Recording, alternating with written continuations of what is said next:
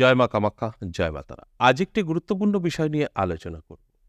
আজ বলবো একটি শিকড় আপনি যদি আপনার ঘরে রাখতে পারেন, ভাগ্য বদলাবে।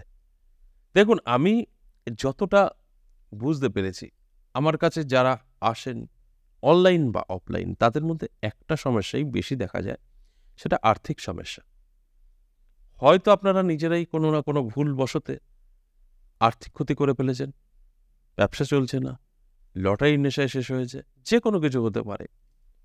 কেউ অসুস্থ হওয়ার কারণে ধার ঋণ করে ফেলেছেন একটা সময়, সেই ঋণ ধার আর শোধ করতে পারছেন না, নানা রকম টেনশন, দুশ্চিন্তা। তার থেকে বেরোবেন কি করে? আপনাদের জন্য আমি মাঝে মধ্যে এই ধরনের আলোচনা করি, কিন্তু দুঃখজনক ব্যাপার, এই যেগুলো আপনাদের জীবন বদলাতে পারে সেই ভিডিওগুলো কেউ দেখে না। যেগুলো শুধুই মানে শর্টকাটে কোটিপতি হবেন, আদৌ আপনারা ওই জায়গায় পৌঁছাতে পারবেন কিনা সেগুলো খুব ভালো করে দেখেন। তাই এই প্রোগ্রামগুলো যারা দেখবেন, আমি মনে করি অ্যাপ্লাই করলে জীবন বদলে যাবে। আজ আমি যেই শিকড়টার কথা বলবো, আপনার বাড়িতে রাখবেন, তাহলে কি হবে? আপনার সমস্ত বাধা কাটবে, আপনার ইনকাম বৃদ্ধি পাবে, মা লক্ষ্মী এসে বসবে আপনার ঘরে। এতটাই ফলদায়ী। এটা কবে করবেন? অবশ্যই জন্মাষ্টমীর দিন। এই জন্মাষ্টমীর দিন আপনারা এই কাজটা করবেন। শ্রী শ্রী কৃষ্ণের জন্মাষ্টমী একটা শুভ দিন বলে হিন্দু ধর্ম মানে, এবং এই দিন আপনারা অনেক কিছু করে জীবনকে গোছাতে পারবেন। দেখুন, এই দিন আমাদের তন্ত্রের যে কাজ হয় তা নয়, এগুলো তো আপনারা নিজেরা করবেন, কেউ করে দিলে হবে না। এটা আপনি নিজের জন্য করতে পারেন, খুব ভালো ফল পাবেন। আপনি কোনো একটা জায়গা থেকে যেরকম কোনো তান্ত্রিকের কাছে গিয়ে, অ্যাস্ট্রোলজারের কাছে গিয়ে কিছু করাচ্ছেন, সেটা আমি বলছি না। এটা আপনারা নিজেরা করবেন, নিজেরা সাকসেস পাবেন, ভালো থাকবেন। আমি আবারও বলছি, সবাই যে করবেন তা নয়। যাদের যাদের জীবনে দুঃখ, কষ্ট, অশান্তি, বিশেষ করে আর্থিক দিক থেকে দেখা গেল আপনার অশান্তি তো আছে, সেটা সাংসারিক অশান্তি তো আছে, কোনো অবৈধ সম্পর্কের জেরে অশান্তি তো আছে, আপনি দুশ্চরিত্র বা চরিত্রা যে কারণে সুখ পাচ্ছেন না, তার জন্য এটা করবেন না। এটা শুধু আর্থিক কষ্ট দূর করতে পারে, আর মনের অন্য কোনো কষ্ট দূর হবে না। আমি বহু লোক দেখেছি, অভাব নেই, দামি দামি গাড়ি আছে, বাড়ি আছে, সম্পদ প্রচুর, অর্থের কোনো চিন্তা নেই, সেই বাড়িতে শান্তি নেই। তাদের জন্য এই আলোচনা না। কারণ তাদের বাড়িতে যে কজন ব্যক্তি আছেন, প্রত্যেকেই আলাদা জগতে বাস করেন, নিজের মতো করে চলেন। তাদের অশান্তি, তাদের দুঃখ, তাদের কষ্ট আজকের আলোচনায় মিটবে না। আজকের আলোচনায় কাদের কষ্ট মিটবে? যারা প্রকৃতভাবে আর্থিক দিক থেকে দুর্বল, অর্থ থাকছে না, ঋণ ধারে জর্জরিত, কেউ না কেউ অসুস্থ থাকে, সবসময় চিকিৎসা করতে হয়, না হলে আপনার ইনকাম বসে গেছে, দোকান ব্যবসা চলছে না, চাকরি করতেন সেটাও যাওয়ার মুখে, অর্থাৎ সব দিক থেকে আপনি জর্জরিত হয়ে গেছেন, মা লক্ষ্মী আপনার বাড়িতে নেই। সেই জায়গায় এই কাজটা করতে পারেন। সকলেই অশান্তি আছে আপনার মনে করে বসবেন, হবে না। কারণ এটা কোন দিক থেকে আপনাকে সাপোর্ট করবে সেটা আগে জানতে হবে। এটা মা লক্ষ্মীকে আটকাতে পারে। তাই এই দিকগুলো যাদের যাদের আছে, তারা এই কাজটা করতে পারেন। একদম সকলেই যার খুশি সেই করবেন, যার বাড়িতে অশান্তি, যার ফ্যামিলি ভাই ভাই প্রবলেম, সেইগুলো কিন্তু এটাই যাবে না। এটা শুধু আর্থিক দিক থেকে শক্তিশালী করবে। আশা করি বুঝতে পেরেছেন। এবার আসুন একটি ছোট্ট তথ্য দিই। বহু আমার ভিউয়ার্স আছেন, তারা এই তন্ত্র লাইনে যারা আছেন, দীক্ষা নেবার জন্য অনেকবার বলেছিলেন।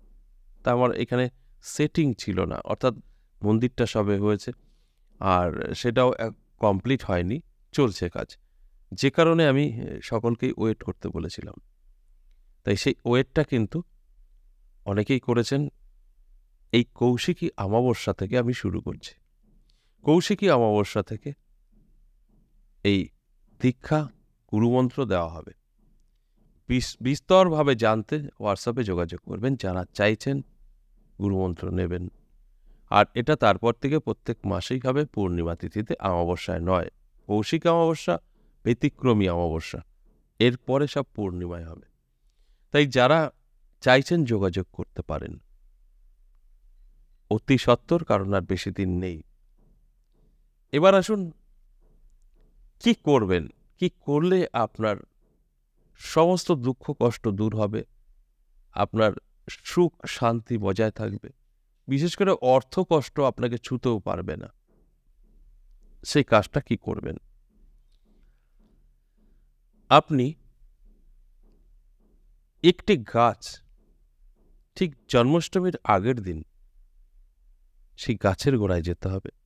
দেখবেন লাল রঙের আপাং গাছ আছে। আপাং গাছ দুটো হয়, একটা সাদা একটা লাল। লাল রঙের আপাং গাছের কাছে চলে যাবেন, একটা বাতাসা, একটা পান, ধূপকাঠি, মোমবাতি জেলে গাছটার কাছে বলবেন, হে বৃক্ষ দেবতা, কাল এসে তোমাকে আমি নিয়ে যাব আমার অর্থ কষ্ট দূর করার জন্য। তুমি আমার সাথে থাকবে সবসময় এবং আমার অর্থ কষ্ট দূর করবে। 3 থেকে 4 বার 5 বার বলবেন, ওইগুলো ওইভাবে থাকবে, চলে আসবেন। ঠিক তার পরের দিন, জন্মাষ্টমীর দিন, নয় সূর্য ওঠার আগে নয় সূর্য ওঠার পরে, সূর্য উঠলে গাছ তুলবেন না, যে কি করবেন, ওই গাছটার গোড়া ধরবেন, গোড়া ধরে হালকা নাড়াবেন আর বলবেন, সত্য যুগের বৃক্ষ তুমি কলি যুগে জাগো, আমি যে কাজে লাগাই তোমাকে তুমি সে কাজেই লাগো। 3 বার বলবেন, নিঃশ্বাস ধরে পা হাত দিয়ে ধরে টেনে তুলে ফেলবেন। যতটা গাছ আছে ততটা কেটে ফেলে দেবেন, মূল শিকড়টা গঙ্গা জল দিয়ে ধুয়ে একটা রূপোর কৌটো কিনবেন, না পারলে স্টিলও নিতে পারেন। তার মধ্যে শিকড়টা দেবেন বাড়ি গিয়ে, আর এটা অবশ্যই স্নান করে যাবেন তোলার সময়। শিকড়টা দিয়ে 1 কোটো সিঁদুর ওই শিকড়ে দিয়ে দেবেন। দেওয়ার পর আপনার যে লক্ষ্মী স্থান আছে, যেখানে আপনারা পুজো অর্চনা করেন, ঠিক মা লক্ষ্মীর পাশে রাখবেন। তার মধ্যে কয়েকটা আতপ চাল দেবেন, ওই ডিব্বাটার মধ্যে সিঁদুর দিলেন, কয়েকটা আতপ চাল দেবেন, 1টা বা 3টে লবঙ্গ দেবেন, সেম এলাচও দেবেন, 1টা বা 3টে। এবার এটার কাজ হচ্ছে কমপ্লিট হয়ে গেল।